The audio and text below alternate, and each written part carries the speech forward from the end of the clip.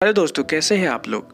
अब तक हमने मार्शल गॉड में देखा कि इमॉर्टल एग्जीक्यूशन फैमिली के साथ साथ तीनों मॉन्स्टर क्लैन भी आ जाते हैं मिस्टी पीक के ऊपर अटैक करने के लिए।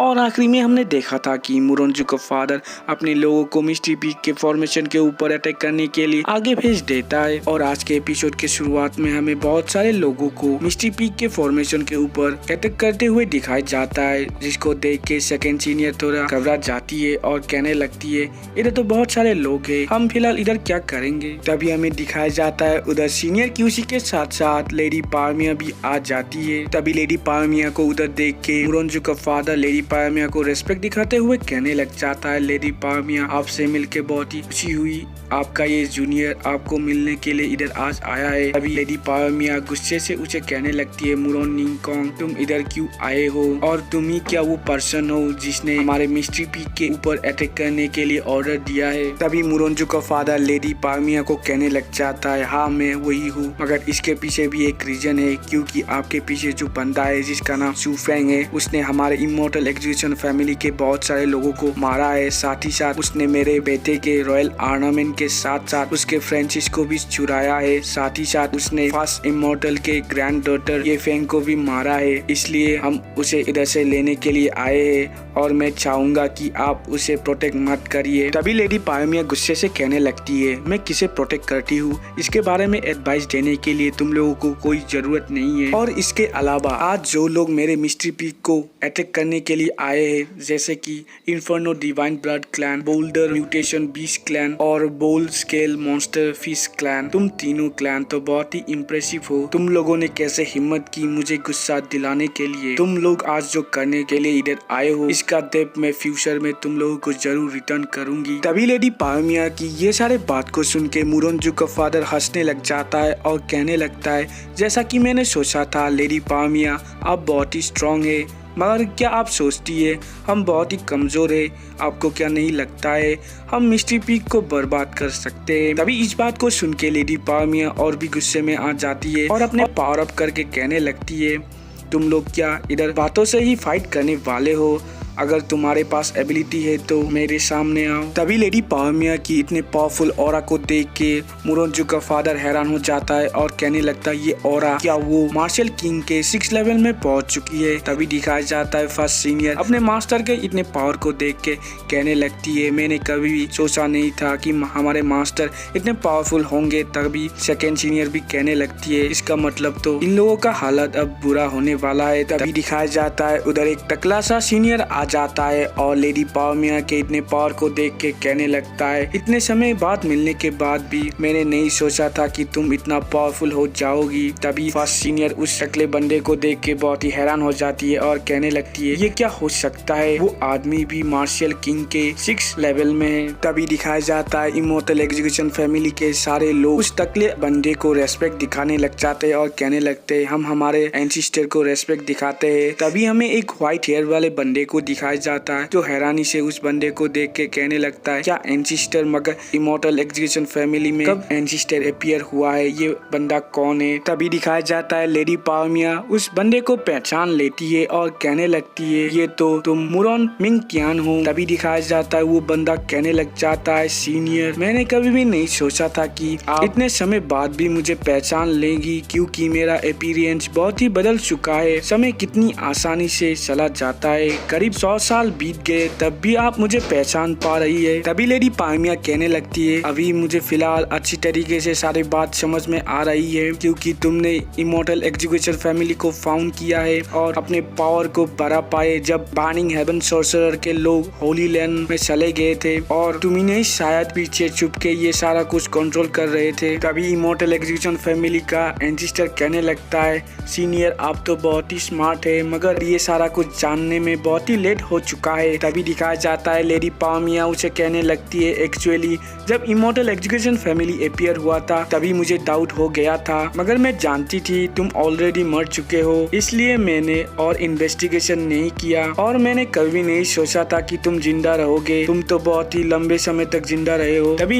लेडी पारमिया की ये सारे बातों को सुन के वो एंसिस्टर जो उसे हंसने लगता है और कहने लगता है, मैं इतनी समय तक जिंदा रहने का वजह सिर्फ एक ही है, जो मेरे एबिलिटी है और इससे क्या होता है आपने मेरे ऊपर डाउट किया था, मगर मैं जितना आपको जानता हूँ आप कभी भी कोई एविडेंस के बिना मेरे ऊपर कभी भी अटैक नहीं करती और मेरा ये प्लान बहुत ही अच्छे तरीके से चल रहा है और मेरे और इमोर्टल एग्जीक्यूशन फैमिली का रिलेशनशिप कोई भी रिवील नहीं कर पाया है। और क्या होता है आपने इसको डिस्कवर कर दिया है, आप सिर्फ इमोर्टल एग्जीक्यूशन फैमिली को डिस्ट्रॉय ही कर पाएंगी, जिससे मुझे कोई फर्क नहीं पड़ता है और ये मेरे लिए ऐसा होगा कि आप मेरे बालों को खत्म कर दे। जब तक आप मुझे ढूंढ नहीं पाएगी तब मैं अपने अपीयरेंस को दोबारा से बदल लूंगा और मैं दोबारा से सूरज की तरह राइज करूंगा। तभी दिखाया जाता है इन सिस्टर के बात पे लेडी पामिया हंसने लग जाती है और कहने लगती है हमने तो ऑलरेडी मिस्ट्री पिक के सारों ओर सील लगा दिया है, तुम्हारे लोग इसके अंदर कैसे आ पाएंगे। तभी हमें दूसरी तरफ दिखाया जाता है लेडी पामिया इमोर्टल एग्जीक्यूशन फैमिली के मास्टर मुरोन निंगकोंग को कहने लग जाता है, मुरोन निंगकोंग तुम्हें क्या अभी भी लगता है मुरोन मिंगटेंग तुम्हारा एंसिस्टर है। तभी हमें नेक्स्ट सीन में दिखाया जाता है लेडी पामिया इमोर्टल एग्जीक्यूशन फैमिली के सारे लोगों को बताने लगती है कि मैं तुम लोगों को बताना चाहती हूँ कि तुम्हारा जो ये सो कॉल एंसिस्टर है वो किसी काम का नहीं है, वो एकदम यूजलेस है। जो आदमी बच्चा पैदा नहीं कर सकता है वो कैसे तुम्हारा एंसिस्टर हो सकता है। इस बात को सुन के मुरोनजू और मुरोनजू के फादर के साथ साथ इमोर्टल एग्जीक्यूशन फैमिली के सारे लोग बहुत ही गुस्से में आ जाते हैं। तभी दिखाया जाता है मुरोनजू का फादर लेडी पामिया के ऊपर चिल्लाते हुए कहने लगता है कि आप हमारे एंसिस्टर के बारे में ऐसा नहीं बोल सकती है। तभी दिखाया जाता है वो एंसिस्टर अपने लोगों को कहने लगता है वो सही है, एक सील को कट करने की वजह से मेरे मास्टर ने बहुत ही सालों पहले ही ऐसा कर दिया था, जिसकी वजह से मैं रिक्रिएट नहीं कर सकता हूँ और प्रेजेंटली मैं रिप्रोडक्शन भी नहीं कर सकता हूँ। मगर ऐसा नहीं है कि मैं इसे एडमिट नहीं करना चाहता हूँ,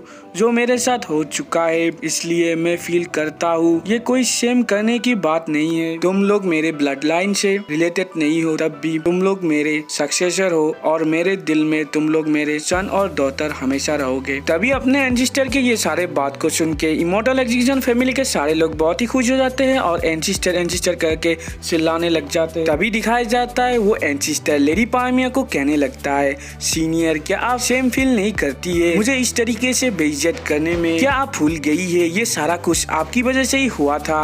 ये सारा बात को सुन के इमोर्टल एग्जीक्यूशन फैमिली के सारे लोग कहने लगते हैं चलो लेडी पामिया को मार डालते हैं। तभी दिखाया जाता है फर्स्ट सीनियर इन सारे बातों को सुन के अपने मन में सोचने लगती है जैसा कि मैंने सोचा था ये आदमी वो है जिसको मास्टर की वजह से हार्म हुआ है, मैंने कभी भी नहीं सोचा था ये बंदा इतने समय तक जिंदा रहेगा। तभी हमें दूसरी तरफ सुफेंग को दिखाया जाता है जो सीनियर सुनु को पूछने लगता है ये आदमी कौन है। तभी दिखाया जाता है सीनियर सुनु सुफेंग को बताने लग जाता है जूनियर सुफेंग ये वो बंदा है जो दुनिया का सबसे कमीना बंदा है। बहुत ही सालों पहले वो और हमारे मास्टर ने मिस्ट्री पीक में एक साथ ही एंटर किया था और मिस्ट्री पीक का जो गार्डियन का पोजीशन है वो उसके ही पास होने वाला था, मगर आखिरी में जब मिस्ट्री पीक का एंसिस्टर मरने वाला था उसने सारे लोगों के सामने अनाउंस किया कि अब से मिस्ट्री पीक में सिर्फ फीमेल ही गार्डियन पोजीशन को संभाल पाएगी। जिस बात पे मुरोनजू घबराने लगा और उसने अपने ट्रू नेचर को रिवील कर दिया और उसने उस समय हमारे एंसिस्टर और बहुत सारे एल्डर को पॉइजन दे दिया था। हमारे एंसिस्टर पावरफुल थे इसलिए उनके ऊपर पॉइजन का असर नहीं हुआ, मगर बाकी सारे एल्डर मर गए। और उस समय मुरोन मिंगटेंग ने हमारे एंसिस्टर के स्पिरिट फॉर्मेशन के की को चुरा लिया और उसके अंदर जाके फॉरबिडन मिस्ट्रियस लैंड के टेक्निक को चुरा लिया। और उसके बाद तो मुरोन मिंगटेंग और भी ज्यादा पागल हो गया और उसने डीमन को हासिल करने की भी कोशिश की, मगर आखिरकार हमारे मास्टर ने उसे रोक दिया, जिसकी वजह से हमारे मास्टर भी बहुत ज्यादा घायल हो गए। मगर तभी हमारे मास्टर के बॉडी के अंदर भी पॉइजन चला गया, जिसकी वजह से उनका कल्टीवेशन रेस्ट्रिक्ट हो गया और वो मुरोनजू को हरा नहीं पाई और उन्होंने एक्चुअली और ये वो बहुत ही उदास होने लगती है और कुछ भी नहीं कह पाती है।